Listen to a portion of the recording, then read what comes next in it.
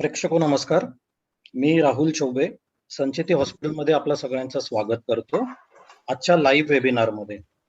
प्रेक्षको, मानवी शरीराच्या एकूण हालचालींमध्ये सर्वात महत्वाचा सांधा म्हणून गुडघा असतो.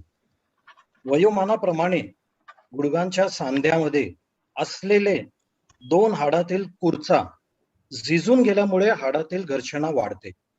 त्यामुळे गुडघेदुखीला सुरुवात होते. वाढत्या वयाप्रमाणे झीज वाढत गेल्यामुळे गुडघ्याच्या वेदना तीव्र होतात आणि त्या अनुषंगाने फिरणे, चालणे, उठणे, बसणे आणि मांडी घालणे यासारख्या क्रियांवरती नियंत्रण येऊ शकतात. खराब झालेला कुरचा हे औषध, व्यायाम किंवा गुडघ्यात इंजेक्शन या साहाय्याने पुन्हा निर्माण होत नाही. त्यामुळे एकच उपाय ठरतो आणि तो आहे कृत्रिम सांधेरोपण शस्त्रक्रिया. प्रेक्षको, भारतामध्ये 30% पेक्षा जास्त लोकांना यामुळे त्रस्त आहेत. त्यातील काही लोक खूप घाबरतात. काही लोकांना ही शस्त्रक्रिया गुंतागुंतीची वाटते किंवा काही लोकांना याबद्दल खूप गैरसमज आहे. प्रेक्षको, कृत्रिम सांधेरोपण शस्त्रक्रिया यासाठी एक कुशल सर्जन या शस्त्रक्रियातील अत्यंत महत्वाचा घटक आहे. आणि आज आपल्या सोबत आहेत गेल्या 30 वर्ष अनुभव असलेले कृत्रिम सांधेरोपण शस्त्रक्रिया करणारे सर्जन डॉक्टर पराग संचेती. मी जास्त वेळ न घालवता मी डॉक्टर सौरभ यांना विनंती करतो की त्यांनी हा वेबिनार सुरू करावे. Thank you so much Rahul. सर्वप्रथम मी आमच्या सर्व प्रेक्षकांचं आणि संचेतीच्या पेशंटचं आणि जे आम्हाला फॉलो करतात त्या सर्व व्ह्युअर्स आजच्या आपल्या मीट द नी एक्सपर्टच्या नवीन भागामध्ये मी तुम्हा सर्वांचं स्वागत करतो.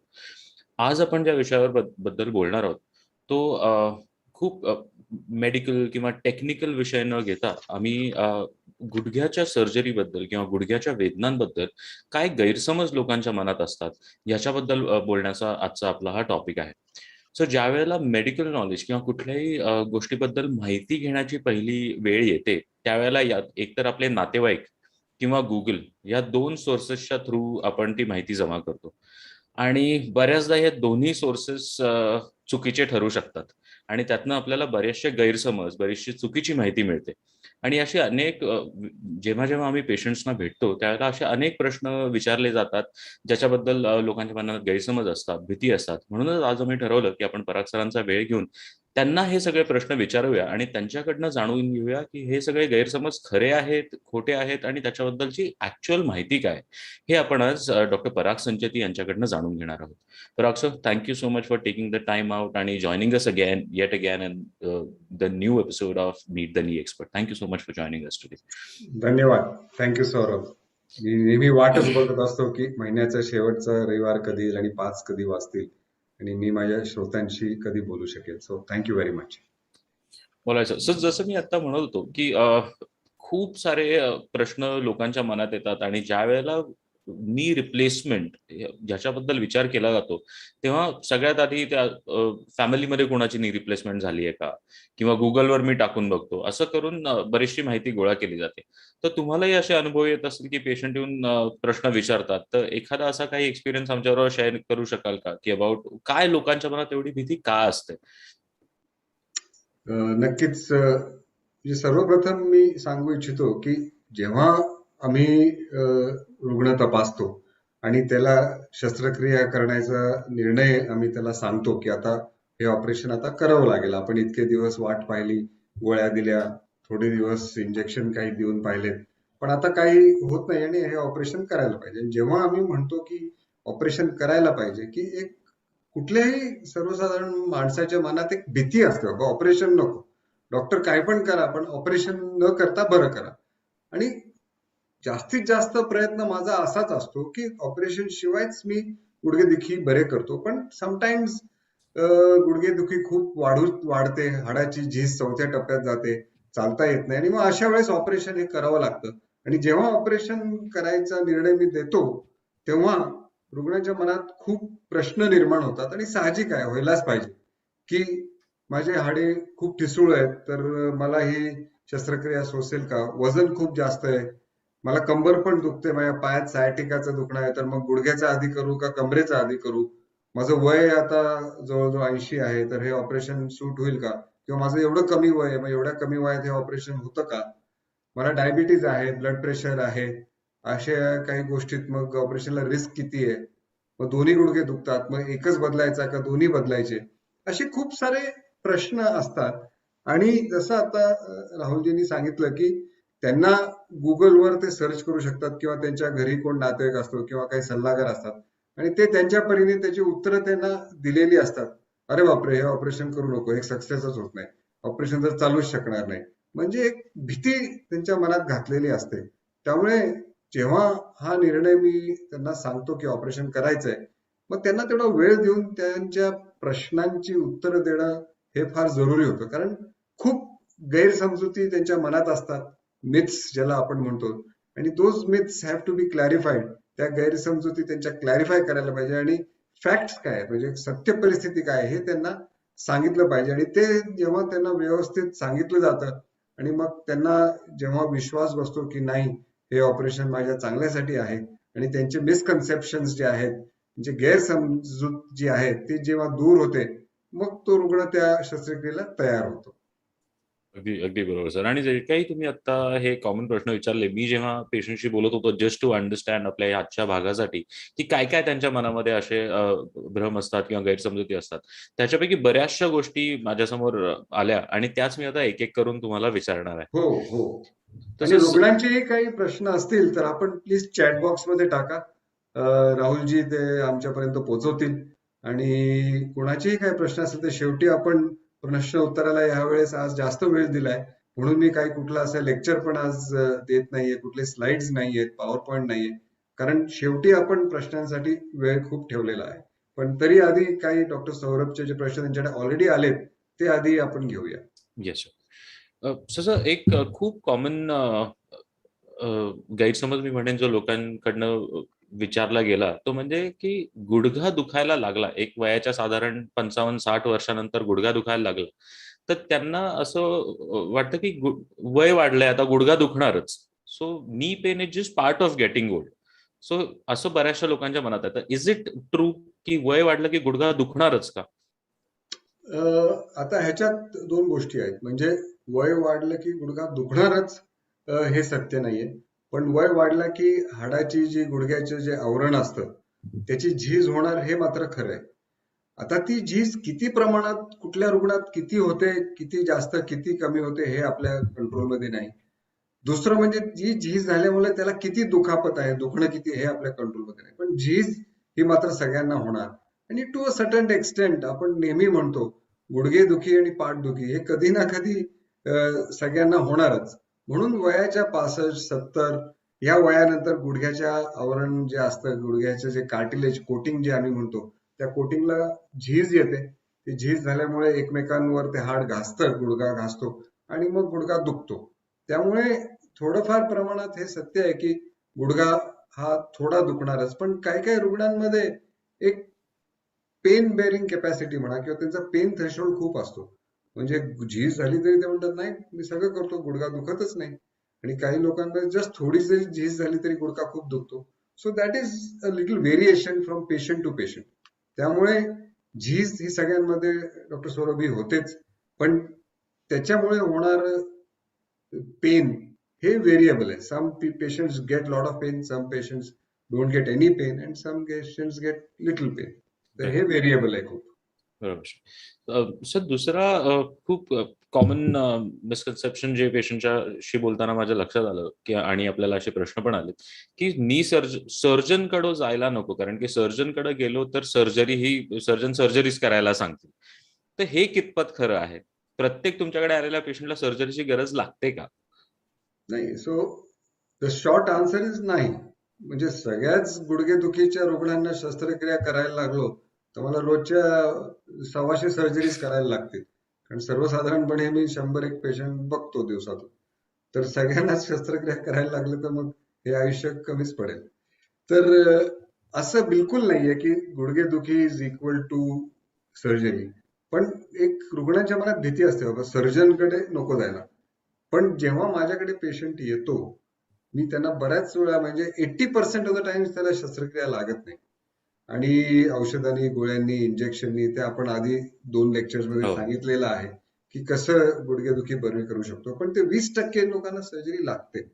आणि त्यांच्याकडे पण बोलताना असं कळतं की एक्सेप्ट सर्जन ते बरेच डॉक्टरांकडे जाऊन आले, म्हणजे फिजिशियनकडे की जे शस्त्रक्रिया करत नाही. कधी कधी काही ऑल्टरनेटिव्ह मेडिसिन्स ट्राय करतात, होमिओपॅथी, आयुर्वेदिक. आणि त्याच्याबद्दल काही I am not against any of that. ते सगळं करून बघा आणि त्यांनी फायदा झाला, दुखणं कमी झालं तर आनंदच आहे. असं नाही मी म्हणत की फक्त नी सर्जनच गुडघेदुखी बरी करू शकतो. पण जेव्हा हाडाची झीज खूप जास्त प्रमाणात होते, गुडघ्याला बाक येतो, चालणं अशक्य झालेलं आहे, दुखणं असह्य झालेलं आहे, मग मात्र शस्त्रक्रिया ही करायला पाहिजे. पण ती कंडिशन मी परत एकदा सांगतो, only 20% of my patients whom I see every day will require some kind of surgery. नाहीतर 80% रुग्ण माझे बिना शस्त्रक्रिये बरे होतात. त्यामुळे माझ्याकडे यायला श्रोतांनो घाबरू नका. शस्त्रक्रिया सांगणारे असं अजिबात नाहीये. Majority of the times you will be better without an operation. Sir पुढचे जे बऱ्याचशा रुग्णांच्या मनातले गैरसमज असतात ते कोमॉर्बिडिटीज किंवा एलिमेंट्स याच्याबद्दल असतात की मला सर्जरी करायला सांगितलेली आहे, गुडघ्याची चीज खूप झालेली आहे, पण माझं वजन खूप जास्त आहे, तर मग मी सर्जरी करू नाही शकत. तर हे वजनाचा आणि सर्जरीचा डिसिजन मेकिंग मध्ये कितपत भाग आहे? खूपच छान हा प्रश्न आहे. आणि बऱ्याच वेळा मी बघतो की जे पेशंट्स माझे स्थूल आहेत, ओबेज आहेत, त्यांचा हा प्रश्न असतोच. मी जरा वजन कमी करते आधी, वजन कमी करतो डॉक्टर, मग तुम्ही ऑपरेशन करा. पण तसं होत नाही. कारण 65, 70, 75 वय असतं. वजन साधारण कधी कधी 90, 100, 110, 120 किलो पण असू शकतं. आणि मी अशा रुग्णांना सल्ला असा देतो की आपण आधी शस्त्रक्रिया करूया. वजनाचं आणि शस्त्रक्रियेचं डायरेक्ट काही रिलेशन नाहीये. मी 160 किलोच्या एका पेशंटवर पण शस्त्रक्रिया केलीये. ती आज महिला चालतीये. तिचं जवळजवळ 30 ते 35 किलो वजन ऑपरेशन नंतर कमी झालंय. कारण ऑपरेशन न करता गुडघेदुखी इतकी होती की चालच शकत नव्हती. त्यामुळे ऑपरेशन तिला सांगितलं तेव्हा ती म्हणली, अरे बापरे, वजन एवढं येतं. पण ते ऑपरेशन आम्ही केलं. पण एवढं मात्र खरं आहे की ज्यांचं वजन जास्त आहे त्यांना थोडा हिलिंगला वेळ जास्त लागू शकतो. एक्सरसाइज करताना थोडं त्यांना जास्त वेळ द्यायला लागतो फिजिओथेरपीला. प्लस कधी कधी थोडंसं सुपरफिशियल इन्फेक्शन म्हणा किंवा जी जखम असते ती थोडी भरायला वेळ लागतो. हे मात्र तितकंच खरं आहे. त्यामुळे doing surgery in a regular patient, म्हणजे 60, 65, 70, 75, 80 किलोचा पेशंट आहे वर्सेस 120, 130, 140 किलो वजनाचा पेशंट आहे, तर त्याच्यात थोडी डिफिकल्टी आहे. पण असं नाहीये की नाही ऑपरेशन करताच येत नाही. So that is not true. Weight is not a bar. कितीही वजन असेल तर आपण ऑपरेशन करू शकतो. आता ह्याच कंटिन्युएशन मध्ये मी अजून एक उत्तर देऊ इच्छितो. तुम्ही प्रश्न विचारला नाही. मला बरेच रुग्ण विचारतात की मग आधी ते बेरियाट्रिक सर्जरी म्हणजे वजन कमी करायचं ऑपरेशन आधी करून मी घेतो आणि वजन कमी झालं की मग तुम्ही ऑपरेशन करा डॉक्टर. तर हा एक डायलेमा आहे. म्हणजे मी रुग्णांना सांगतो की हा तुमचा डिसिजन आहे. आणि जर तुम्हाला वाटतंय की तुम्ही ऑपरेशन करून तुमचं वजन कमी होणार असेल तर ठीक आहे, आधी बेरियाट्रिक ऑपरेशन करा आणि मग आपण ऑपरेशन त्याच्यानंतर वजन कमी झालं की नीचं करू. पण बरेच लोक हे ऑपरेशन पण करायला घाबरतात. मग ज्यांचं जर मन नक्की नसेल की मी बेरियाट्रिक ऑपरेशन करू का नको करू, मी नाहीच करणार, तर मग मी नी रिप्लेसमेंट करून घेतो. But if you want to do bariatric, मग आधी बेरियाट्रिक केलेलं बरं आणि मग नी रिप्लेसमेंट करायला पाहिजे. कारण एकदा नी रिप्लेसमेंट केलं की मग ते बेरियाट्रिक सर्जरीचे वेगळे काही त्यांचे प्रोटोकॉल्स आहेत, प्रोसेसेस आहेत, खाणं पिणं त्याचं सगळं वेगळं असतं. And that can be a reason की नी रिप्लेसमेंट तेव्हा करायला थोडा प्रॉब्लेम येऊ शकतो. त्यामुळे ते एकदा बेरियाट्रिकचं झालं व्यवस्थित सगळं करून की मग आपण 6 महिन्यांनी नी रिप्लेसमेंट अगदी यशस्वीरित्या करू शकतो. थँक्यू. आणि बऱ्याचदा sir this could be a vicious circle की नी पेन आहे, हालचाल कमी झाली आहे म्हणून वजन वाढतंय, आणि जोपर्यंत तो मेन प्रॉब्लेम सॉल्व्ह केला जात नाही तोपर्यंत they can't get into active lifestyle ज्याच्यामुळे वजन कमी होईल. Absolutely, absolutely. याच्यात दुसरा अजून हा प्रश्न आला की ऑस्टिओपोरोसिस मला आहे, हाडं माझी ठिसूळ आहेत, तर मग मी सर्जरी कशी करून घेऊ, त्याच्यानंतर इम्प्लांट्स नी रिप्लेसमेंटची जी क्वालिटी आहे त्याच्यावर काही परिणाम होऊ शकतो का? तर हा पण एक खूप चांगला प्रश्न आहे. आणि ऑस्टिओपोरोसिस आणि ऑस्टिओआर्थरायटिस हे दोन वेगळ्या गोष्टी आहेत. ऑस्टिओपोरोसिस म्हणजे हाडाचा ठिसूळपणा, ऑस्टिओआर्थरायटिस म्हणजे हाडाची झीज. आणि हाडाची झीज झाल्यामुळे गुडघा दुखतो. ऑस्टिओपोरोसिसमुळे सहसा गुडघा दुखत नाही एवढा, पण हाडाची झीज झाल्यामुळे दुखतो आणि मग आपण ते ऑपरेशनचा त्यांना सल्ला देतो. आणि त्याच वेळेस काही रुग्णांना हाडाचा ठिसूळपणा असू शकतो. खास करून जे रुमॅटॉइड आर्थरायटिसचे पेशंट असतात त्यांना कधी कधी स्टिरॉइडच्या गोळ्या चालू असतात, बाकी काही मेडिसिन्स असतात, आणि ओव्हरऑल थोडीशी त्यांची हाडाची रचना ही हाडाची ठिसूळपणाचीच असते. म्हणून अशा रुग्णांना शस्त्रक्रिया करता येते का? तर करता येते. असं नाहीये की दॅट कॅनॉट बी डन, पण ऑपरेशन झाल्यावर आम्ही अशा रुग्णांना अँटी ऑस्टिओपोरोटिक मेडिसिन म्हणजे कॅल्शियमचे गोळ्या, इंजेक्शन्स, काही काही आता नवीन डेली एक इंजेक्शन आलेले आहेत, काही काही 6 महिन्याचं एक इंजेक्शन असतं कॅल्शियमसाठी, तर ह्याचा वापर करतो आणि त्याच्यामुळे त्यांचा हाडाचा ठिसूळपणा बरा होतो. कारण हाडं जर ठिसूळ असेल तर आम्हाला कधी कधी इम्प्लांट मध्ये पण फरक करायला लागतो, की काही लॉंग स्टेम वापरायला लागतो, काही इम्प्लांट सिमेंट थोडं जास्त लावायला लागतं. पण शस्त्रक्रिया हाडाचा ठिसूळपणा असेल तरी करता येते आणि ती यशस्वी होते. पण नंतर हाडाच्या ठिसूळपणासाठी कॉन्कॉमिटंट मेडिकल ट्रीटमेंट म्हणजे औषधं ही घेतली गेली पाहिजेत, हेही तेवढंच खरं आहे. Right. So another point that came across was की बरेचसे पेशंट म्हणाले की नाही, आय हॅव डायबिटीज, मला डायबिटीज आहे, हायपरटेन्शनचा त्रास आहे, ब्लड प्रेशरचा त्रास आहे, त्याच्यामुळे मी सर्जरी करू नाही शकत. तर ह्याच्यामध्ये काही वेगळी कितपत खरं आहे आणि काय वेगळी काळजी घ्यावी लागते? नाही, आता बऱ्याच रुग्णांना जे 65-70 वर्षाच्या वर असतात तर सगळ्यांनाच बीपीचा थोडा हाय बीपीचा त्रास असतो. हायपरटेन्शन त्याला म्हणतो आपण. काही लोकांची अँजिओप्लास्टी झाली असते, काही लोकांचे बायपास झालेला असतात, काही लोकांना डायबिटीज आहे, काही लोकांना कधी कधी जेव्हा आम्ही ऑपरेशन करायला जेव्हा टेस्ट करतो तेव्हा कळतं की शुगर त्यांना आहे, माहित पण नसतं वर्षानुवर्ष की डायबिटीज आहे.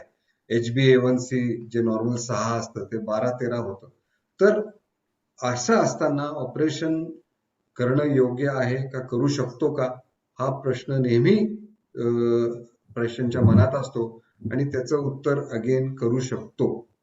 पण we have to optimise the medical condition. म्हणजे ब्लड प्रेशरचा त्रास असेल तर तो नॉर्मल या रेंजमध्ये आला पाहिजे औषधाने. कारण बऱ्याच वेळा काही औषधं त्यांना चालू असतातच बीपीची, पण ती कधी कधी ते इरेग्युलर घेतली जातात, ती वेळेवर घेत नाहीत आणि त्याच्यामुळे बीपी वाढू शकतं. त्यामुळे ऑपरेशनच्या आधी आम्ही एक चेकअप करतो, ब्लड प्रेशर नॉर्मल रेंजमध्ये आहे का नाही बघतो, डायबिटीज ज्यांना असतात त्यांची ब्लड शुगर मोजतो, ती ऑप्टिमाइज करतो.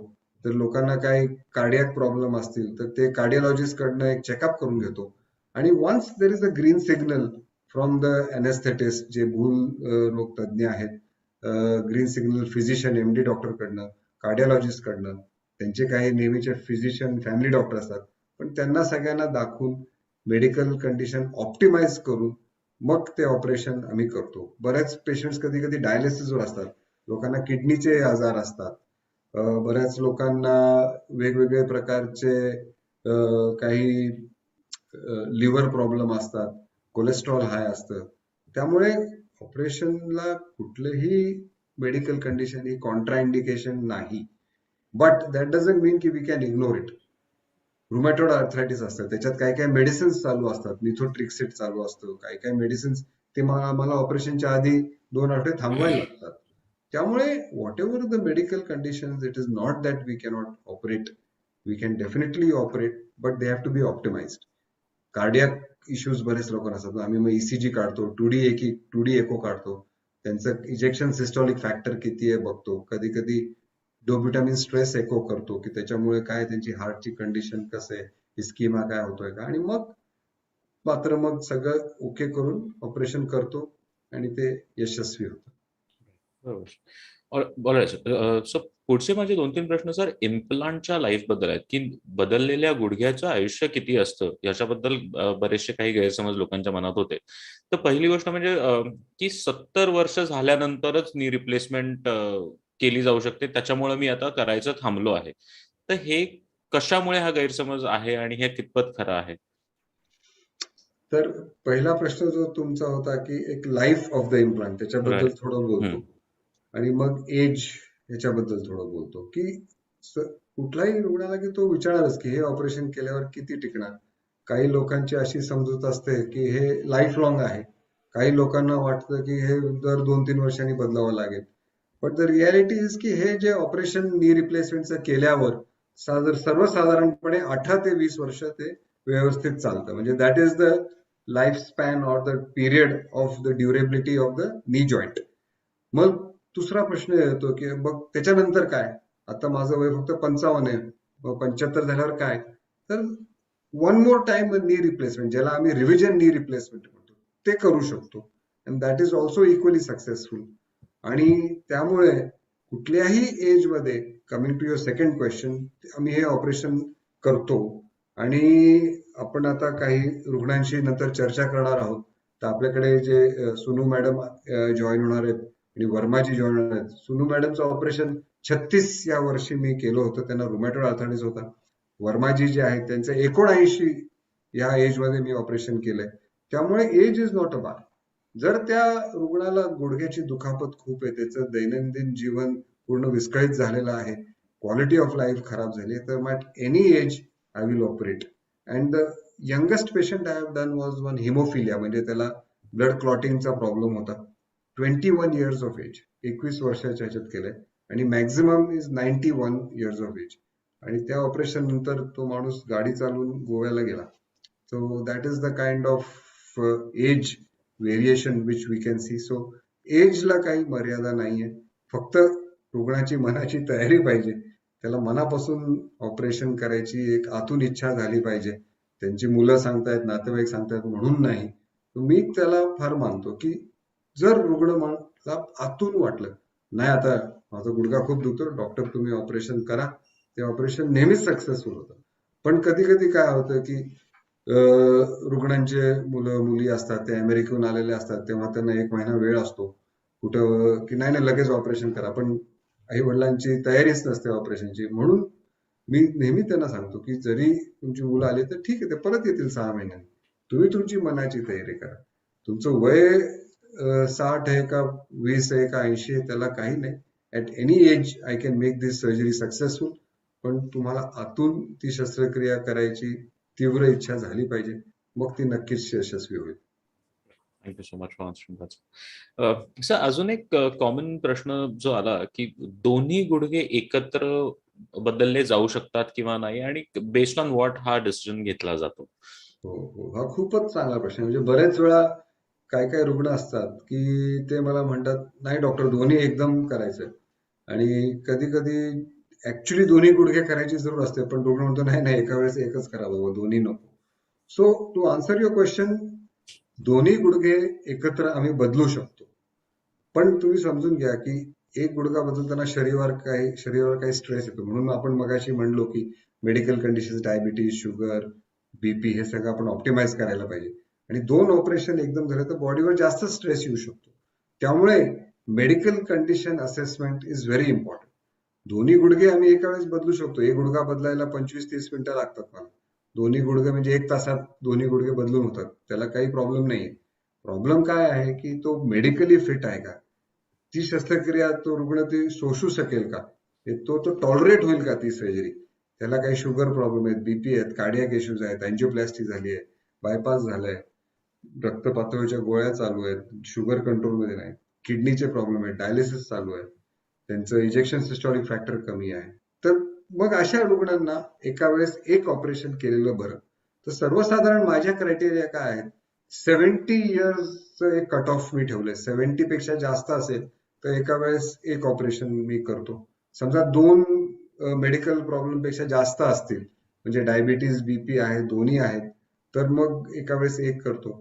समजा त्यांचं 2D एको मध्ये इजेक्शन सिस्टॉलिक फॅक्टर जे म्हणतो की हार्टची कॅपॅसिटी असते मेजर करायला हे 2D एको मध्ये, ती जर 40-45च्या खाली असेल तर मग मी एकच गुडघा बदलतो. त्यांना काही किडनी इश्यूज असतील, डायलिसिस काही चालू आहे, तर मग एकच गुडघा बदललेला बरा. आणि जेव्हा रुग्ण म्हणतो की नाही माझं एकच करा, तर then we can do one. आणि मग पुढचा प्रश्न त्यांचा असतो की दुसरा सांधा कधी, तर मग तो सर्वसाधारणपणे 1 महिन्याने किंवा 6 आठवड्यांनी आम्ही करतो.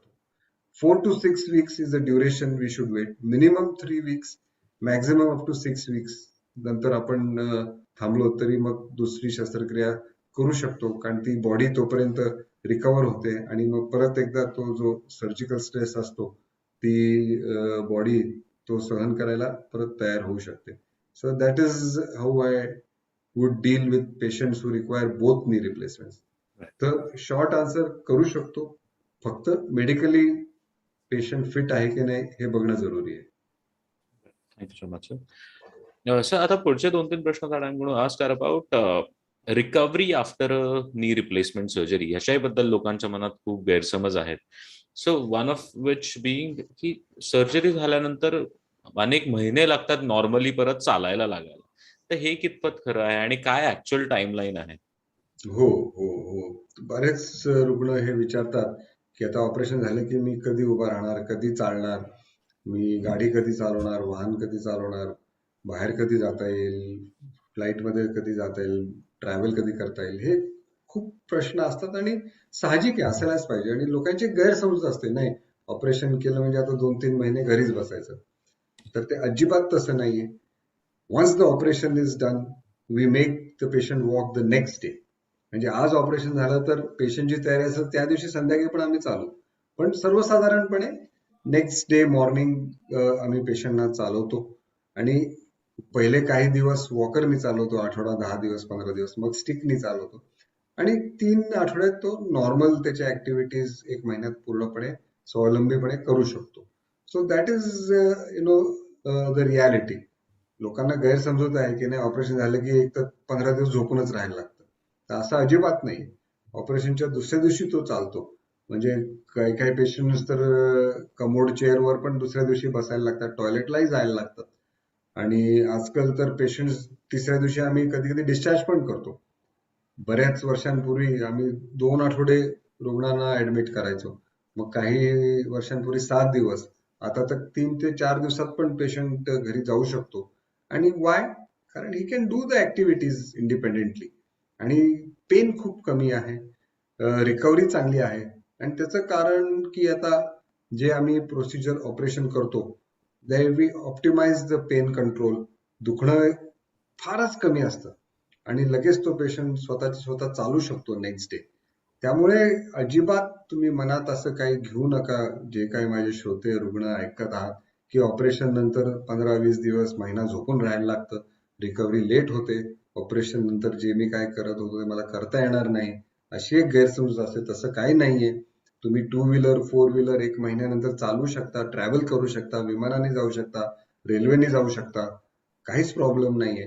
फक्त 2 गोष्टी तुम्ही लक्षात ठेवायला पाहिजे की टोटली रिप्लेसमेंट, कृत्रिम सांधारोपण हे ऑपरेशन झाल्यावर तुम्ही इंडियन टाईप टॉयलेट वापरू शकत नाही. म्हणजे लाईफ लॉंग कमोडच वापरायला पाहिजे, हे एक रिस्ट्रिक्शन मात्र खरं आहे. आणि दुसरं म्हणजे तुम्ही जमिनीवर शक्यतो मांडी घालून बसू नये.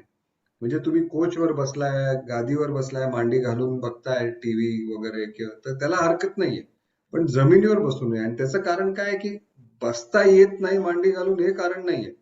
मांडी घालून बसला तुम्ही ते ठीक आहे, उठताना जो स्ट्रेस किंवा लोड येतो पायावर जमिनीवर उभं राहताना, that is quite bad for the knee. आणि त्याच्यामुळे एक स्ट्रेस येऊ शकतो नी जॉईंटवर आणि तो लवकर परत त्याची लाईफ कमी होऊ शकते. म्हणून आम्ही मांडी घालून बसायची त्यांना परवानगी देत नाही.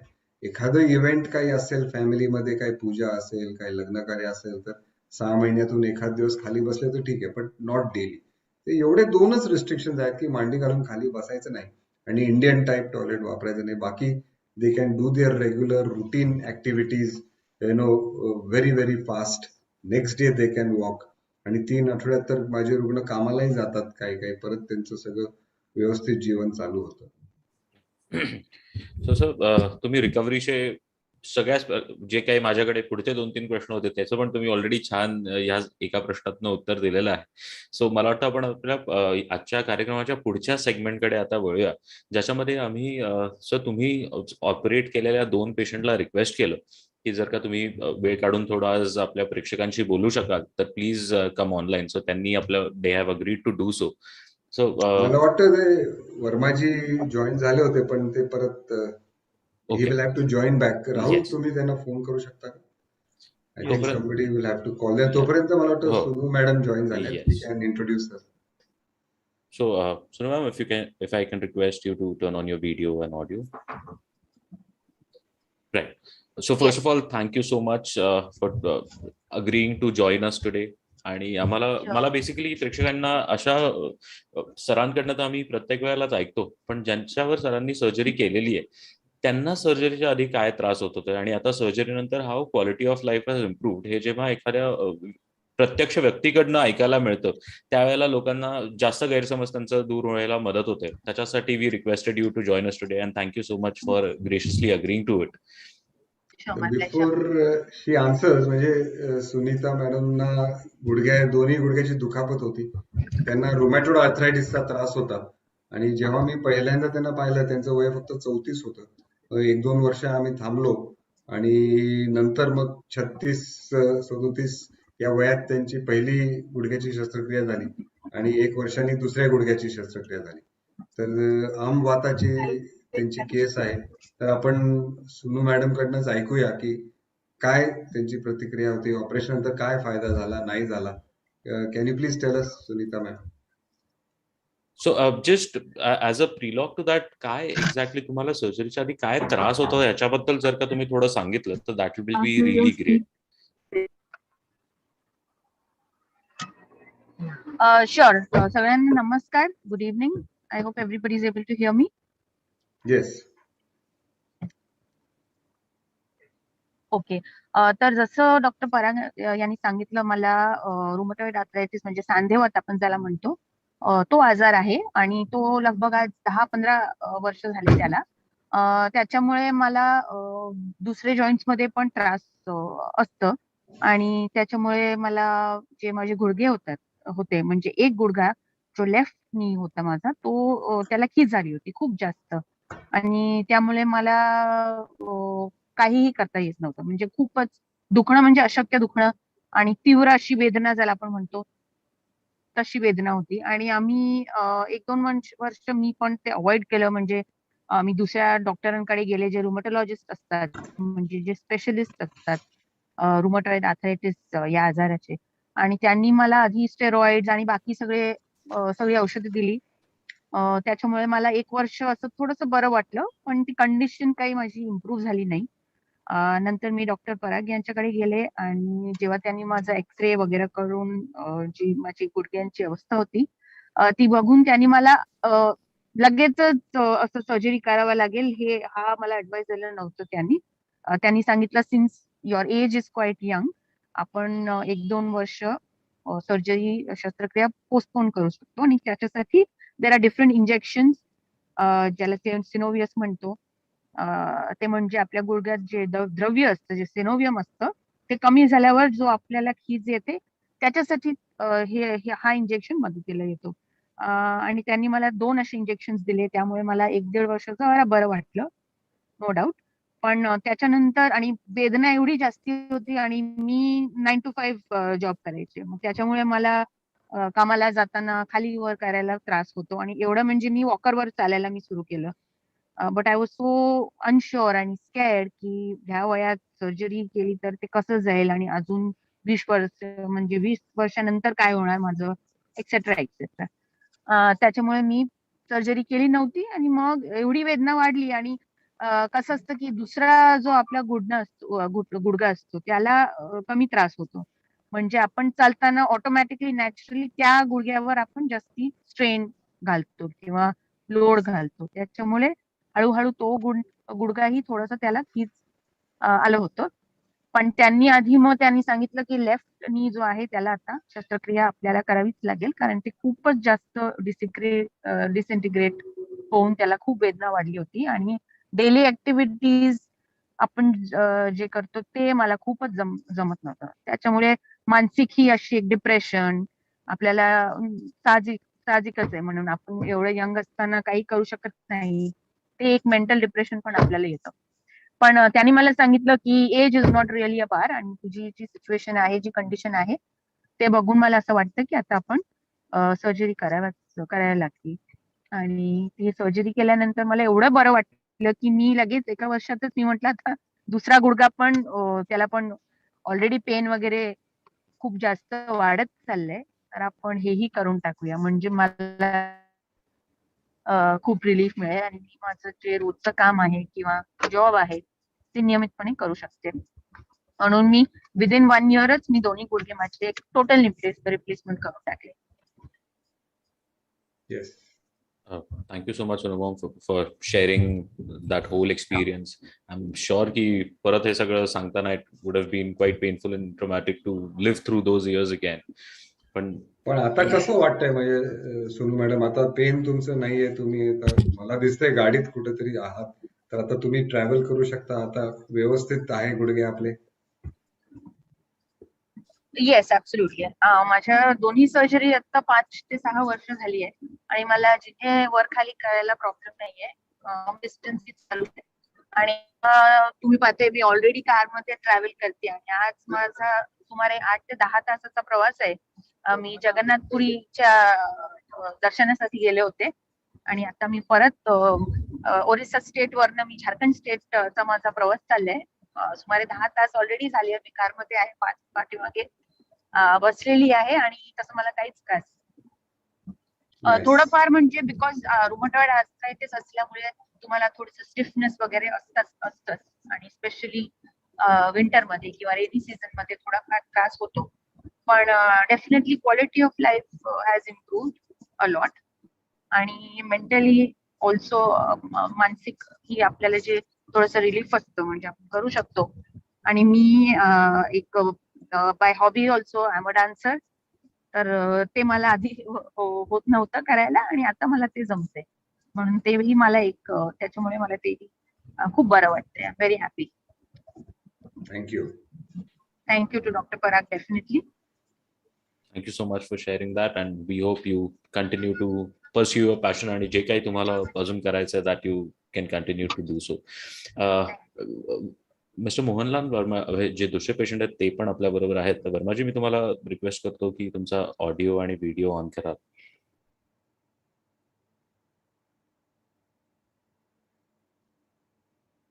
वर्माजी, आपण व्हिडिओ आता चालू करू शकता.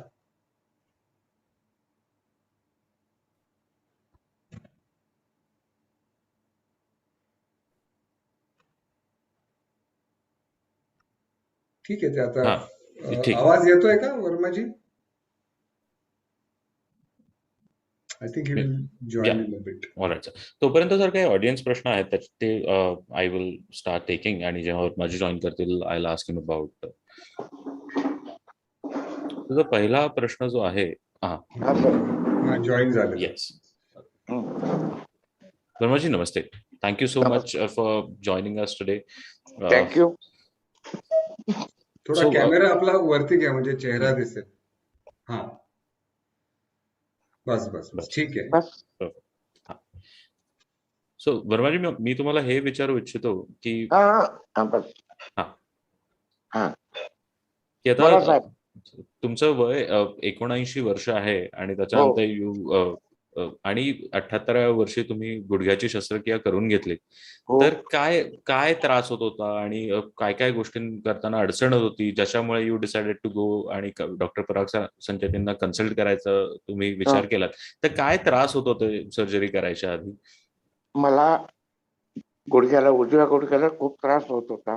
चालताना, गाडीवर जाताना, जिने चढताना. आणि एक दिवस माझा अचानक गुडघाच लचकला, तर रुबी संचेतीमध्ये गेलो आणि कर्मधर्म संयोगम गुगळे साहेब भेटले. त्यांनी माझा गुडघा तपासला. ते म्हणे, तुम्हाला मी थेरपी करून देतो, गुडघा लचकलाय तुमचा, पण गुडघ्यात एक ऑइल असतं ना, ते संपलंय, तर तुम्हाला ऑपरेशन करावं लागेल. तर तुम्ही मनाची तयारी करून जर येत असाल तर 2-4 महिन्यात आम्ही तुम्हाला ऑपरेशन करून देऊ. तर थेरपी केल्यानंतर मला थोडं बरं वाटलं. गुगळे साहेबांनी मला गोळ्या पण लिहून दिल्या होत्या, त्या पण घेतल्या. पण तो त्रास काय कमी होत नव्हता सर. शेवटी मनाचा ठिया करून गुगळे साहेबांकडे गेलो संचितीमध्ये. त्यांनी सांगितलं एक्सरे काढा. एक्सरे काढल्यानंतर उजव्या पायाच्या गुडघ्याची वाटी जी आहे ती खूपच म्हणजे हे झालेली होती. मला तर काही समजत नाही, पण ते समजणारे ते आहेत. ते म्हणे वर्माजी तुम्ही थोडस म्हणजे स्ट्रॉंग आहात, तर तुम्ही ऑपरेशन करून घेऊ शकता. म्हणलं हो सर. ऑपरेशन केल्यानंतर माझ्या गुडघ्याचं दुखणं बरं होईल का? म्हणे एकदम बरं होईल. हा, तर म्हणलं ठीक आहे ऑपरेशन करा. तर उजव्या गुडघ्याचं ऑपरेशन केलं. ते काय म्हणतात टाके काढायला मला बोलवलं. टाके काढल्यानंतर मला म्हणले थोडस चाला. तर थोडस काय मी बराच चालत गेलो पायावर. तर गुगळे साहेब म्हणले तुम्हाला तो वाकरची बी जरूर नाही, पण थोडे दिवस वाकर वापरा. आणि 8 दिवस वाकर वापरला. आणि तिकडूनच थेरपी करणाऱ्या एक मॅडम होत्या, त्यांनी माझी थेरपी घरी येऊन केली, माझ्याकडून करून घेतली. अक्षरशः मी रडलो. म्हणलं कुठं ऑपरेशन करून पस्तावलो मी. पण त्या मॅडम म्हणल्या हे तुमचं आयुष्यभराचं दुखणं जाईल. थेरपी व्यवस्थित केल्या. एकदम मला कुठलाही त्रास झाला नाही. गुगळे साहेबांनी परत चेक केलं 15 दिवसानंतर. गोळ्या लिहून दिल्या, औषधं लिहून दिली, जी काय असते ती घेत गेलो. 2 महिन्यानंतर तपासायला बोलवलं. 2 महिन्यानंतर मी एकदम फेटफार होतो सर. गुगळे साहेब म्हणले तुम्ही ओके झाले. त्यानंतर मी थोडा दिनाई चढायचा प्रयत्न केला घरातच. त्यामुळं जिना चढताना मला कुठलाही त्रास झाला नाही सर. पण गोष्ट अशी झाली की उजवा पाय माझा बरा झाला, डाव्या पायाचा गुडघा जास्त दुखायला लागला. अरे मला हा काय प्रकार आहे, याच्यावर लोड येत होता की काय माहित नाही. पण मला चालता येत नव्हतं. आणि चालून आलो की हा गुडघा जास्त दुखायचा. गोळ्या घ्या, मालिश करा, काय करा. कंटाळून परत संचितीमध्ये गेलो. गुगळे साहेबांचा वार बघून अपॉइंटमेंट घेतली. त्यांनी परत एक्सरे काढून तेव्हा वर्माचे ऑपरेशन करून घ्या. तर पहिल्या गुडघ्याच्या ऑपरेशन नंतर 4 महिन्यांनी दुसऱ्या गुडघ्याचं ऑपरेशन केलं. पराग साहेब स्वतः हजर होते. आता मला डोळ्यात पाणी येतंय. बोलताना मी भाऊक होतो. पण खरोखर मी परमेश्वराचे जेवढे आभार मानावे तेवढे मी पराग साहेब आणि गुगळे साहेबांचे आभार मानतो. माझ्यासाठी ते साक्षात देव आहेत. दुसऱ्या गुडघ्याचं ऑपरेशन केल्याच्या ऑपरेशन ज्या दिवशी झालं त्या दिवशी सकाळी 6 वाजता पराग साहेब दवाखान्यात होते. त्यांनी ते पाहिलं एक्सरे. वर्माजी तुमचं ऑपरेशन एकदम ओके झालंय, फक्त आता चालण्याचा व्यायाम इथून गेल्यानंतर करा. ठीक आहे म्हणलं सर. घरी आलो वाकर घेऊन चाललो मी 15 दिवस आणि टाके काढले डाव्या गुडघ्याचे. मला काही एक त्रास झाला नाही, काही एक नाही. व्यवस्थित चालायला लागलो दवाखान्यातच. घरी आलो आणि मॅडमने ज्या थेरपी शिकवल्या होत्या त्या परत आल्या 8 दिवस. त्यांनी माझ्याकडून थेरपी करून घेतली. त्याप्रमाणे मी थेरपी करत राहिलो. महिना सव्वा महिना थेरपी करत राहिलो. आणि आज मी इतका सुव्यवस्थित आहे की माझ्या दोन्ही गुडघ्याला दुखणं काय माहित नाही. लोक म्हणतात देव देवळात आहे, आपण मूर्ती बघतो, देवाचे हात जोडतो, पण मला साक्षात जर देव भेटले असतील तर फक्त पराग साहेब आणि गुगळे साहेब. सगळे स्टाफ तसेच आहेत, पण या दोघांशी जास्त संबंध आला त्यामुळे त्यांचे आभार मानेल तितके कमी. पण मी आज 1.5 वर्ष होता नाही सर, मी एकदम चांगला आहे. चालू फिरू शकतो, सकाळी संध्याकाळी चालतो, जेवढं जमेल तेवढं मी चालतो माझ्या वयोमानाप्रमाणे. आणि आता थोडस म्हणजे आज म्हणजे सुरुवात आहे थोडीशी, त्यामुळे मला कधी कधी दम लागतो तर थोडासा विश्रांती घेऊन परत चालायला लागतो सर. बाकी मला गुडघ्याच्या दुखण्याचा कुठलाही प्रकार नाही. एकदा मला मागे उजव्या गुडघ्याचं ऑपरेशन झालं, चमक येत होती एकदम जोरात जोरात कळ येत होती. तेव्हा मग गुगळे साहेबांना भेटून विचारलं तर तेवढे काही एक नाही, गुडघा व्यवस्थित आहे, कधीतरी चमक येते, मी तुम्हाला गोळ्या लिहून देतो. त्या गोळ्या मी घेतल्या महिनाभर, त्यानंतर मला अजून कुठलाही त्रास नाही. संततीबद्दल आणि पराग साहेबाबद्दल, कुकडे साहेबाबद्दल जेवढा आदर व्यक्त करू तेवढा कमी आहे. थँक्यू. तेच माझ्यासाठी देव आहेत. आणि त्यांनी माझं 10 वर्ष आयुष्य वाढवलंय असं मी समजतो सर. आता 79 मध्ये आहे, 3 महिन्यानंतर 80 मध्ये येईल सर. आणि अजून 10 वर्ष जगायची म्हणजे माझे प्रयत्न चाललेत. तर पराग साहेबांनी आणि गुगळे Thank you. साहेबांनी माझं 10 वर्ष आयुष्य वाढवलं. तुमचाही आभारी आहे, गुगळे साहेबांचा आभारी sir. Thank you so much Varmaji for sharing that. आणि नक्कीच जे सर्जरी नंतर तुम्हाला आता व्यवस्थित चालता येतं हे तुम्ही कंटिन्यू ठेवा. हो हो हो आणि ह्यात तुमचा अनुभव तुम्ही आमच्या प्रेक्षकांबद्दल बरोबर शेअर केलात. हो त्याच्यात सर. तुमच्यासारखे बरेच लोक असतील की जे त्रास आहेत. सहन करत फक्त सर्जरीच्या भीतीमुळे त्याच्यासाठी काही करत नाहीत. त्यांना नाही. या अनुभवाने नक्कीच खूप फायदा होईल. त्याच्यामुळे थँक्यू सो मच. एक मिनिट, मला काही लोकांनी भीती दाखवली होती. हा बाबा ऑपरेशन केलं, गुडघा मांडी घालता येणार नाही, अमकं करता येणार नाही, अनेक त्रास होतील. पण मी मनाचा ठिया करून मी ऑपरेशन करून घेतलं. मला कुठलाही त्रास नाही. गुगळे साहेबांनी सांगितलं होतं मांडी घालू नका, पण आता दिवाणवर 5 मिनिटं मांडी घालून बसतो, कुठलाही त्रास नाही सर. मी छान. खूप म्हणजे खूप आनंदी आहे मी गुडघ्याच्या थँक्यू. दुखण्याबद्दल. आणि काही वाहन वगैरे चालवता का, काय 2 व्हीलर, 4 हो, व्हीलर? टू व्हीलर चालवतो सर. अरे वा, या हो. वयात पण चालवता? हो चालवतो, पण जास्त म्हणजे तुमच्या दवाखान्यापर्यंत 2 व्हीलरला आलो. अरे वा, हो आलो, गाडी घेऊन आलो होतो सर. छान छान हा. छान. बोला साहेब. अजून हाच प्रश्न बऱ्याच रुग्णांना असतो की मी 2 व्हीलर 4 व्हीलर चालवू शकतो का.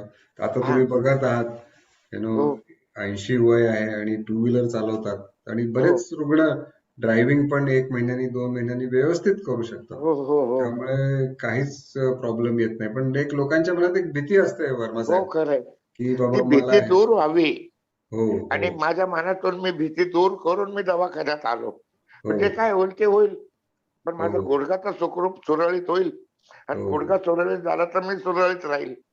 कारण गुडघा दुखतो म्हणल्यावर घरात बसून राहिलो तर अजून दुखणे निर्माण होतील. करेक्ट. त्यासाठी मनावर मी नियंत्रण करून, भगवंताने थोडी शक्ती दिली होती, मॅन पॉवर माझी चांगली होती, म्हणून मी ऑपरेशन करून घेऊ शकलो सर. तुमचा आभारी आहे मी. धन्यवाद. Thank you so much. नमस्कार सर. अजून बोला. अजून येस, अजून काय असेल तर आता प्रश्न विचारतो. हा आपण विचार. इथंच थांबा. थांबू का? हा नाही, तिथं चालू ठेवा. आता डॉक्टर सौरभ विचारतील. हो, आता आपण फक्त काही प्रेक्षकांकडनं जे काही प्रश्न आहेत ते मी आता विचारेन. त्यातले काही हो. प्रश्न असतील तर मी तुम्हाला पण विचारेन. राईट. सर, मनीषा लंके यांचा हा प्रश्न आहे सर, की गुडघ्याची गादी फाटली असेल तर काय करावं लागेल? हो हो. तर मनीषा ताई, जेव्हा गुडघ्याची गादी फाटते त्याला 2 कारणं असू शकतात. एक तर इंजरीमुळे, की कमी वयात जसं 50-60 जेव्हा हाडाची झीज नसते आणि काही इंजुरी होते, तर गुडघ्याची गादी म्हणजे ज्याला मेनिस्कस किंवा कुशन म्हणतो आपण, ते कुशन टेअर होऊ शकतं, मेनिस्कसला टेअर होऊ शकतं. आणि दुसरं कारण म्हणजे वयामानाने जेव्हा हाडाची झीज होते, आवरणाची झीज होते, त्याच्यामुळे पण ते मेनिस्कसला प्रेशर येऊन ते मेनिस्कस म्हणजेच गादी म्हणजेच कुशन हे फाटू शकतं. तर ही 2 प्रामुख्याने कारण आहेत. जर इंजरीमुळे गादी फाटली असेल तर मग त्याला आपण दुर्बिणीद्वारे एक टाक्याची शस्त्रक्रिया करून त्याला रिपेअर करू शकतो, त्याला स्टिच घेऊ शकतो. पण जर वयामानाने हाडाची झीज झाली असेल आणि त्याच्यामुळे गादी कुशन मेनिस्कस फाटला असेल, मग मात्र त्याला ऑपरेशन करून काही फायदा नाही. कारण त्याचं फाटायचं कारण हाडाची झीज आहे, आर्थरायटिस आहे. जोपर्यंत आर्थरायटिस आपण ठीक करत नाही, परत जरी गादी शिवली तरी ते परत फाटणार. म्हणून त्याला इलाज काय आहे, तर मग नी रिप्लेसमेंट. नी रिप्लेसमेंट करताना आम्ही मेनिस्कस पण पूर्णच काढतो आणि त्या ठिकाणी एक प्लॅस्टिकचा भाग टाकतो आणि मग पूर्णपणे तो प्रॉब्लेम सॉल्व्ह होऊ शकतो.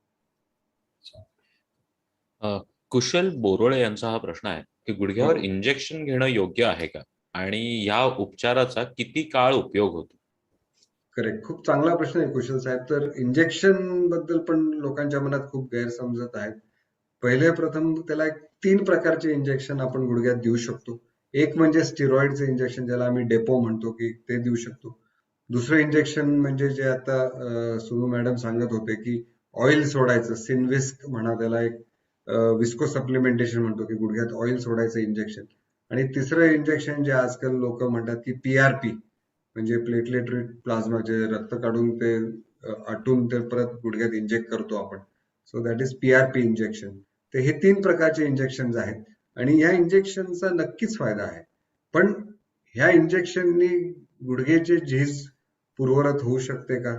आर्थरायटिस क्युअर होऊ शकतं का? तर नाही. It is just a temporary period of relief of pain. म्हणजे काही काळापुरतं तुमचं दुखणं गुडघ्याचं कमी होतं या इंजेक्शननी. स्टिरॉइड इंजेक्शननी खास करून एक 2-3 महिने चांगला रिलीफ मिळतो, इमिजिएट रिलीफ मिळतो. पण 3-4 महिन्यांनी एकतर परत मग इंजेक्शन द्यायची वेळ येते किंवा मग ऑपरेशन करून घ्यायला लागतं. जे विस्को सप्लिमेंटेशन म्हणजे ऑइल सोडायचं जे इंजेक्शन आहे, त्याला आम्ही विस्कस इंजेक्शन म्हणतो, त्याचाही फायदा 6 महिने 8 महिने होऊ शकतो. पण मग परत ते इंजेक्शन द्यायला लागतं किंवा मग शस्त्रक्रिया करायला लागते. आणि हे PRP इंजेक्शन, हे PRP इंजेक्शन आत्ताच आलेलं आहे. त्याचे अजूनही लॉंग टर्म रिझल्ट आपल्याला माहिती नाहीत, त्याचा किती फायदा होतो. पण कुठलंही इंजेक्शन असो, it is not a cure for arthritis. It is just temporary relief of pain and postponing the knee replacement operation. Sujata Patil यांचा प्रश्न आहे की माझ्या पायाचं ऑपरेशन झालं आहे, पण गुडघा वाकवताना पायामध्ये खूप वेदना होतात. कुठलं ऑपरेशन झालंय? नी असं रिप्लेसमेंट का स्कोपीचं? त्यांनी डिटेल्स मेन्शन केलेले नाहीयेत. सुजाता मॅम, जर का तुम्ही बघत असाल तर अजून एक कमेंट तुम्ही करू शकता, त्याच्यामध्ये थोडेसे अजून डिटेल दिले तर नी रिप्लेसमेंटचं ऑपरेशन असेल सुजाताताई, तर थेरपी ही जास्त वेळ कधी कधी करायला लागते. आता वर्माजींकडनं आपण ऐकलं की फिजिओथेरपी हे करणं जरुरी आहे आणि फिजिओथेरपीने फायदा होतो. तर कधी कधी काही रुग्णांमध्ये वेळ लागतो मुवमेंट यायला आणि there is some initial stiffness. Muscles आधी आर्थरायटिसमुळे डिऍक्टिव्हेट झाले असतात, त्यांना परत ऍक्टिव्हेट करायला थोडा वेळ लागतो. आणि जर ACL नंतर, स्कोपी नंतर जर गुडघा स्टिफ झाला असेल तर त्यालाही उत्तर हे फिजिओथेरपीच आहे. त्यामुळे डॉक्टर सौरभ आज आपल्या इथं आहेत. डॉक्टर सौरभ हे स्वतः फिजिओथेरपिस्ट आहेत आणि खूप चांगल्या पद्धतीने ते रुग्णांना फिजिओथेरपी देतात, इलाज करतात. आपण त्यांनाही हा एक प्रश्न विचारू. डॉक्टर सौरभ, जर ऑपरेशन नंतर गुडघा स्टिफ असेल तो कशामुळे होतो आणि मग त्याच्यासाठी काय करायला पाहिजे मोर इम्पॉर्टंटली? सो जर का पहिल्या 2 आठवड्यामध्ये, जे सर्जरी नंतरचे पहिले 2-3 आठवडे हा अतिशय महत्वाचा पिरियड असतो फिजिओथेरपीसाठी. त्या 2 आठवड्यामध्ये 3 आठवड्यामध्ये जर का आपण 90 डिग्री पर्यंत नी बेंडिंग अचीव्ह नाही केलं, तर त्याच्यानंतर कॅप्सुलर स्टिफनेस, जो गुडघ्याच्या बाजूचं आवरण असतं त्याच्यामध्ये स्टिफनेस आल्यामुळे नी बेंडिंग व्यवस्थित होत नाही. तर सर्जरी जर का तुमची झाली असेल तर पहिले 2-3 आठवडे अतिशय क्रुशियल आहेत आणि त्यामध्ये तुम्ही सुपरवाइज्ड फिजिओथेरपी एक फिजिओथेरपिस्टकडनं करून घेणं गरजेचं आहे, जेणेकरून हा त्रास होणार नाही. जर का त्या 2-3 आठवड्यात ती फिजिओथेरपी व्यवस्थित झाली नाही किंवा थोडा पेन असल्यामुळे, पेन टॉलरन्स कमी असल्यामुळे कधी कधी पेशंट गुडघा वाकवत नाही, तर तसं जर का झालं तर त्या केसमध्ये टाके काढल्यानंतर आपण क्रायोथेरपी म्हणजे आयसिंगचा वापर करून थोडं गुडघ्याला नमनेस करून मोबिलाइज करून हळूहळू गुडघ्याच्या रेंजेस वाढवू शकतो. त्याच्यासाठी काही सेल्फ असिस्टेड मोबिलायझेशन टेक्निक्स असतात, त्या आपण पेशंटला शिकवतो. आणि जेव्हा स्टिफनेस येतो त्याच्यानंतर फ्रिक्वेन्सी इज द की दिवसभरामध्ये जास्तीत जास्त वेळा जेवढा तुम्ही गुडघा वाकवाल, सरळ कराल, तेवढं त्याचा स्टिफनेस कमी होत जाणार आहे. तर बऱ्याचदा फक्त दिवसातून एकदा किंवा 2दा व्यायाम केले जातात, बाकी वेळेला पाय सरळ ठेवला जातो, तर त्याच्यामुळे सुद्धा स्टिफनेस खूप वाढतो. So frequency is the key आणि काही सेल्फ असिस्टेड मुवमेंट, की डिस्कम्फर्ट आल्यानंतर थोडंसं अजून 1-2 डिग्री पुढे पुश करणं, याच्यामुळे तो स्टिफनेस कमी होऊन तुमचे रेंजेस परत वाढू शकतात. Right. Thank you so much. Thank you sir. Sir, पुढचा जो प्रश्न आहे तो आहे की नी रिप्लेसमेंट झाल्यानंतर किती महिन्यांमध्ये गुडघा पूर्णतः नॉर्मल फील व्हायला लागतो? तर मला असं वाटतं सर, आज आपल्याकडे 2 पेशंट्स आहेत. मी आधी त्यांना हा प्रश्न विचारतो आणि नक्की. मग तुमच्याकडे येतो. नक्की. वर्माजी, तर तुम्ही ते अनम्यूट करा आधी, थोडस म्यूट वर आहे. पण त्याच्या आधी आपण सुनीता मॅडमना विचारू. He's gonna- Yeah. Yeah. So, Sonu ma'am, the question is from one of our audience की गुडघ्याची शस्त्रक्रिया झाल्यानंतर किती दिवसानंतर गुडघा पूर्णतः नॉर्मल फील व्हायला सुरू होतो? किती आठवडे तुमचे आय लागतात? थिंक आय वुड से हो, I would say once the stitches come off, एकदा आपण स्टिचेस वगैरे काढल्यानंतरच I think it starts feeling okay. म्हणजे नी रिप्लेसमेंट मध्ये कसं आहे की तुम्हाला बेड रेस्ट किंवा नो मुवमेंट असं काही प्रॉब्लेमच नाहीये.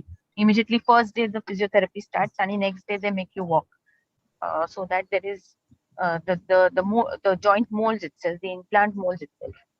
थोडासा त्रास असतो only till the stitches are out. पण जसं पराग सरांनी सांगितलं की माझी जी फर्स्ट सर्जरी होती त्यात मला आठवडाभर लागला, पण जी सेकंड होती त्यात मला 4च दिवस लागले. And I think at the end of 15 days stitches were out आणि त्याच्यानंतर ते एकदमच नॉर्मल झालं.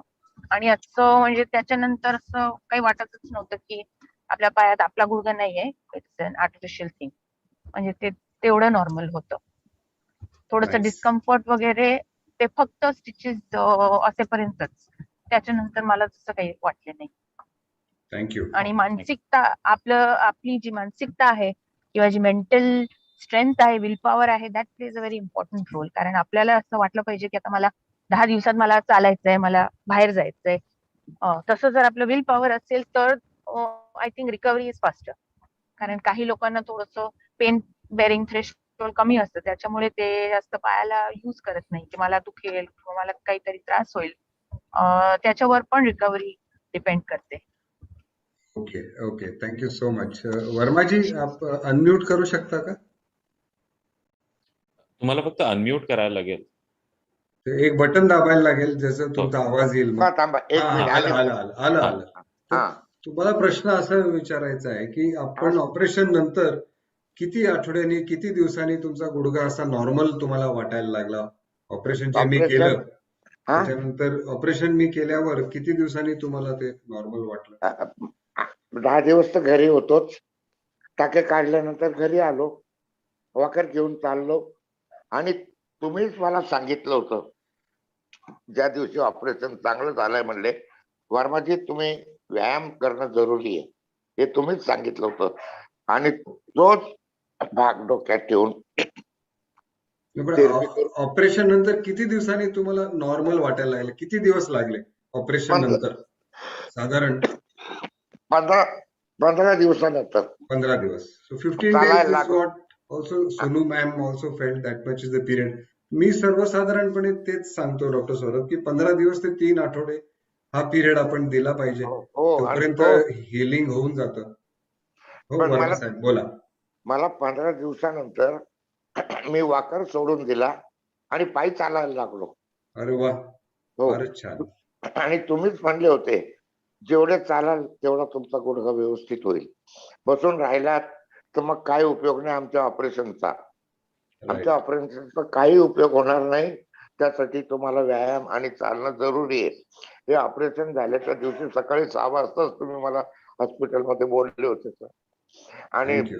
तोच मुद्दा लक्षात ठेवून 15 दिवसानंतर मी पायी चालायला सुरुवात केली, वॉकर बंद केला आणि आज माझा पाहिजे तसा गुडघा वागतो. मी जिने चढू शकतो, पण जास्त जिने मी चढत नाही. मला सोसल एवढं चढतो. मला कुठल्याही प्रकारचा त्रास नाही साहेब. थँक्यू. तर परत तुमचे आभार मानतो सर. थँक्यू. थँक्यू. मी खूप भावुक होऊन जातो. नाही, thank you Varmaji. Thank you so much for your feeling. खूप छान वाटतं जेव्हा रुग्ण आमचे बरे होतात आणि हो, अशी प्रतिक्रिया देतात. आम्हाला अजून काम करण्यासाठी ह्याच्यातून इन्स्पिरेशन अरे, मिळतं. थँक्यू. मला तर तुमच्या वडिलांचं एवढं आश्चर्य वाटतंय की ज्या दिवशी त्यांनी सेवानिवृत्ती घेतली त्या दिवशी पण त्यांनी ऑपरेशन करून सेवानिवृत्ती घेतली. हो हो, 85 मला इयर्स मध्ये त्यांनी शेवटचं एक ऑपरेशन मला केलं. अजून आठवतं. अरे वा. मदनलालजी बरोबर ते माझे दोस्त होते. अच्छा अच्छा. हा, तर ते मला म्हणले त्या दिवशी दवाखान्यात, अरे म्हणे "हो, काका तुम्ही एकटा कसं काय आले?" म्हणलं मी गुडघ्याच्या ऑपरेशन साठी आलो. अरे म्हणे पराग माझा मुलगा आहे, मी त्याला सांगतो. म्हणलं त्यांनी पाहिलंय मला आणि तेच ट्रीटमेंट सुचवतायत. तर आता एक एक एक एक प्रक्रिया होतीये. काय काय अडचण Thank you. आली तर मला सांगा, असे म्हणले तुमचे वडील. तो अरे म्हणलं वा. मला हो, अडचण आली नाही सर. कारण नारायण पेठेतली ओळख होती. मदनलालजी अच्छा. साहेबांचा मी हो आभारी हो अजूनही. हो आणि ते हो वारलेल्याचं दुःख आहे सर. मी हो तुम्हाला 2 फोन केले होते. हो हो हो हा, हो पण फोन घेतले नाही. हो तर नाही तुमच्या त्या दुःखात पिरियड मध्ये. हो, तुमच्या दुःखात मी सहभागी आहे सर. धन्यवाद, मदनलालजी थँक्यू. बद्दल. हो, मी नक्की त्यांच्या फॅमिलीला सांगतो आणि थँक्यू. हो हो. येस. अजून काही विचारायचं आहे? नाही, आता डॉक्टर नाही. सौरभ हो. सांगतील काय असेल तर. थँक्यू, हो. धन्यवाद. कृष्णा ढाणे यांचा हा पुढचा प्रश्न आहे सर, की माझ्या ACL आणि PCL चा पार्शियल डॅमेज झालाय का ऍक्सिडेंट मध्ये 9 महिन्यापूर्वी. आता 9 महिने झाले तरी पण पेन जात नाहीये किंवा पाय नीट झालेला नाही, तर व्हॉट कॅन बी डन? तर जेव्हा ACL आणि PCL ह्या दोन्ही लिगामेंट डॅमेज होतात, तर आपल्याला एक MRI करून जाणून घ्यायला पाहिजे की किती एक्सटेंट मध्ये डॅमेज आहे. जसं तुम्ही आता म्हटलं की ते पार्शियल डॅमेज आहे. हो, तर कधी कधी पार्शियल डॅमेज असेल तर ते शस्त्रक्रिया लागू शकत नाही एखाद्या वेळेस. पण पार्शियल डॅमेज जरी असेल आणि एक फिलिंग ऑफ इनस्टेबिलिटी असेल की गुडघा थोडा अस्थिर आहे, चालताना गुडघा असा लपकतो, असं भीती वाटते की कॉन्फिडन्स नाही की मी जिने फास्ट चढू उतरू शकेल, असं जर होत असेल पार्शियल टेअर असतानाही, तर मग त्याला आर्थ्रोस्कोपी करून नवीन लिगामेंट करायचं ऑपरेशन लागू शकेल, ज्याला आम्ही ACL किंवा PCL रिकन्स्ट्रक्शन म्हणतो. पण जर फक्त दुखापत असेल आणि अस्थिरता नसेल, इन्स्टेबिलिटी नसेल, तर मग फिजिओथेरपीनी क्वाड्रिसेप्स हॅमस्ट्रिंग मसल स्ट्रॉंग करून आपण ती शस्त्रक्रिया टाळू शकतो. त्याच्याबरोबर एक चांगली नी ब्रेस पण लावू शकतो की ज्याच्यामुळे टेम्पररी गुडघ्याला स्टेबिलिटी मिळते आणि जेव्हा स्नायू बळकट होतील मग ती नी ब्रेस काढू शकतो आणि तुम्ही पूर्ववत सगळं करू शकता. तर it will depend on the type of tear it is आणि सिम्पटम्स काय आहेत आणि मग आम्ही ठरवतो. तर सुवर्णा डांग्यांचा हा प्रश्न आहे की गुडघ्याच्या रिप्लेसमेंट, नी रिप्लेसमेंट ऑपरेशनसाठी साधारण खर्च किती येतो? हा प्रश्न बऱ्याचदा आपल्याला विचारला जातो. हो हो. तर सुवर्णाताई, याच्यात कसं आहे की सर्वसाधारणपणे आपण जर पाहिलं तर 1,30,000 पासून 2,00,000 रुपयांपर्यंत हा खर्च आहे.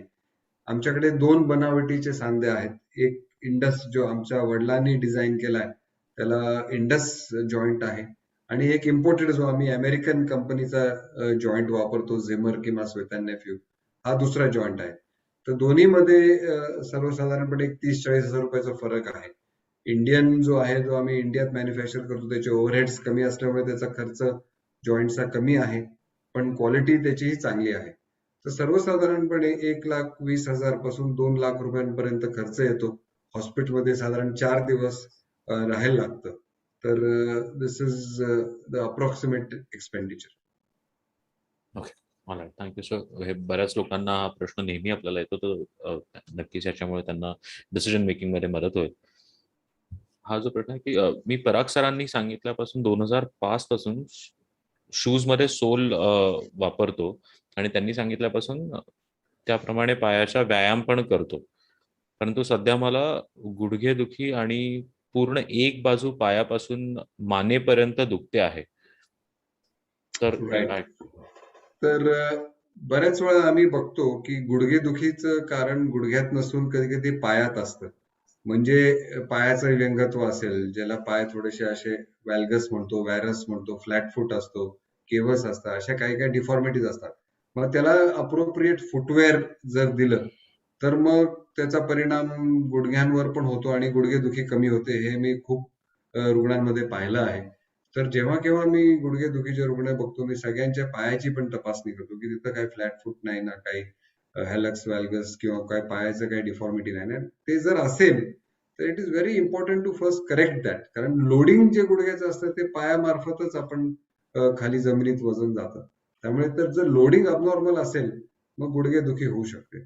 त्यामुळे appropriate footwear, insoles can be given. आणि आज आमच्याकडे आता काही नवीन प्रेशर मेजरमेंट इक्विपमेंट आहे, ज्याच्यापासून आपल्याला कळू शकतं की चालताना कुठल्या पायाच्या भागातून वजन जास्त जातंय, कुठे कमी जातंय, आणि त्याप्रमाणे मग आम्ही ते फुटवेअर सुचवू शकतो आणि गुडघेदुखी त्याच्यामुळे मग कमी होऊ शकते. एक शेवटचा प्रश्न आपण घेऊया. येस. आतिश चौधरी यांचा प्रश्न आहे की what is the success ratio of knee replacement surgery? The success of knee replacement surgery is going up and up. म्हणजे आधी जर 10 वर्षापूर्वी तुम्ही हा प्रश्न विचारला असता तर मी सर्वांना सांगितलं की आता 90-95% सक्सेस रेट आहे. पण आज जर तुम्ही हा प्रश्न मला विचारला तर मी म्हणेन 98-99% सक्सेस रेट आहे. आणि ह्याचं कारण एवढंच की the know how, the expertise of the operation has gone up, the accuracy of the operation has gone up. आम्ही आता ओआर्म गायडेड, रोबोटिक गायडेड ऑपरेशन करतो. आणि ऑपरेशन नंतर जे दुखापत होते, जे पेन होतं, ते पण आता बऱ्याच औषधांमुळे पेन कमी होतं. काही नर्व ब्लॉक्स देतो आम्ही, काही औषधं जी अशी असतात की इन्फिल्ट्रेशन करतो की ऑपरेशन नंतर दुसऱ्या दिवशी पेशंट चालतो. आता आपण ऐकलं वर्माजींकडनं, सुरू मॅडम कडनं, तर त्याच्यामुळे पण मग ऑपरेशनचा सक्सेस रेट वाढलाय. तर on an average 98% is what I will say की एक सक्सेस रेट आहे. काही पेशंट्स मध्ये कॉम्प्लिकेशन होऊ शकतात, पण कुठलेही आता कॉम्प्लिकेशन झालं तर त्याला ट्रीटमेंट करायची क्षमता आमच्याकडे आहे. म्हणजे इन्फेक्शन होऊ शकतं कधी कधी, काही वेळेस तो जॉईंट लूज होऊ शकतो, काही वेळेस वेगवेगळे प्रॉब्लेम, डिस्लोकेशन, सबलक्सेशन होऊ शकतात. पण जे काही प्रॉब्लेम आहे तर science and technology has improved so much की तो प्रॉब्लेम आम्ही परत काही ना काही करून सॉल्व्ह करू शकतो आणि रुग्ण परत बरा होऊ शकतो. ऑलराईट.